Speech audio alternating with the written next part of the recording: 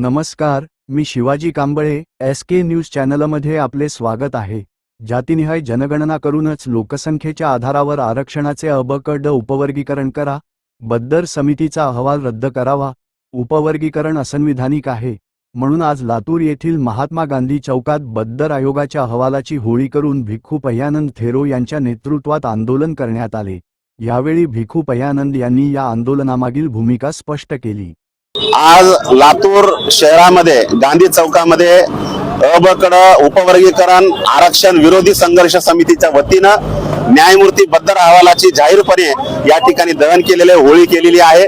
शासनाचा आम्ही या ठिकाणी जाहीरपणे निषेध करतो, कारण त्यांनी न्यायमूर्ती बद्दर अहवाल स्वीकारून तो जनतेसमोर उघड न करता डायरेक्ट ऑनलाईन पद्धतीने ज्या हरकती मागवल्या त्या अत्यंत बेकायदेशीर आहेत। जोपर्यंत तुम्ही हा आयोगाचा अहवाल जोपर्यंत तुम्ही लोकांसमोर उघड करत नाही तोपर्यंत कुठलीही हरकत देता येणार नाही। आणि म्हणून जर शासन तशा पद्धतीने करत जर नसेल तर या अहवालाची होळी करण्यापलीकडे दुसरा पर्याय नाही आमच्याकडे। आणि म्हणून आज आम्ही या अहवालाची होळी केलेली आहे। आमची मागणं आहे की जातीन्याय जनगणना आधी व्हायला पाहिजे।